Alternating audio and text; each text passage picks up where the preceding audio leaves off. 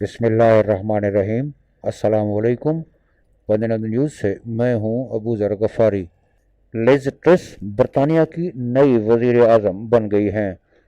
انہوں نے اپنے مخالف امیدوار رشی سونک کو شکست دی ہے۔ لیز ٹرس نے 57% ووٹ حاصل کیے۔ برطانیہ کی وزارت عظمیٰ کا مقابلہ لیز ٹرس نے رشی سونک کو شکست دے دی۔ لیز ٹرس برطانیہ کی نئی وزیر اعظم منتخب ہو گئی ہیں۔ برطانیہ کی وزیر اعظم وزارت عظمیٰ کے دور کے لیے 11 امیدوار سامنے آئے تھے۔ لیز ٹرس پہلی بار 2010 میں نارفولک میں رکن پارلیمنٹ منتخب ہوئی تھیں۔ نئی منتخب وزیر اعظم لیز ٹرس کیمرون، ٹریزا مے اور بورس جانسن کی کابینہ میں ذمہ داریاں نبھا چکے ہیں۔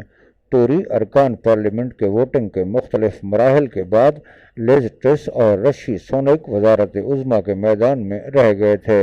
لیز ٹرس نے چند ماہ میں ٹیکس میں کمی کا حکومتی منصوبہ بھی پیش کرنے کا وعدہ کیا تھا۔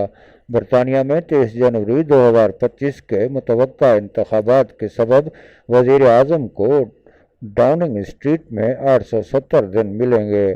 لیز ٹرس برطانیہ کی کنزرویٹو پارٹی کی نئی سربراہ بھی منتخب ہو گئی ہیں۔ خیال رہے کہ بورس جانسن نے اسکینڈل سامنے آنے پر 7 جولائی کو وزارت عظمیٰ سے مستعفی ہونے کا اعلان کیا تھا۔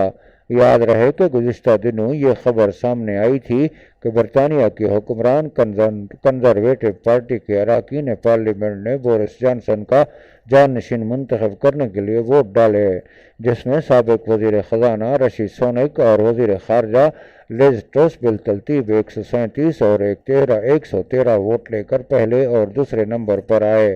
وزیر تجارت پینی مورڈنٹ 105 ووٹوں کے ساتھ تیسرے نمبر پر رہیں اور پارٹی کے نئے سربراہ کے انتخاب کی دوڑ سے باہر ہو گئیں۔ اب پہلے اور دوسرے نمبر پر آنے والے امیدواروں کے درمیان مقابلہ ہوگا اور فاتح کنزرویٹو پارٹی کے لیڈر کے ساتھ ہی جانسن کے جانشین کے طور پر برطانیہ کا نیا وزیر اعظم بھی ہوگا۔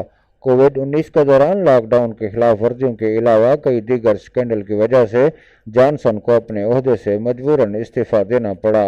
ووٹنگ سے قبل جانسن برطانوی وزیر اعظم کے طور پر آخری مرتبہ پارلیمان کے ایوان میں حاضر ہوئے اور انہوں نے ایک بحث میں بھی حصہ لیا۔ بعد میں انہوں نے ووٹنگ کے معاملے میں ہنستے ہوئے کہا کہ میں نے اس پر سنجیدگی سے توجہ نہیں دی۔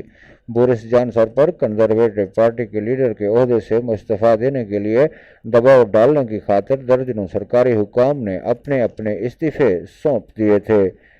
یہ تھیں اب تک کی اہم خبریں۔ اسی کے ساتھ ہی ابو ذر غفاری کو اجازت دیجیے۔ اپنا خیال رکھیے گا۔ اللہ حافظ۔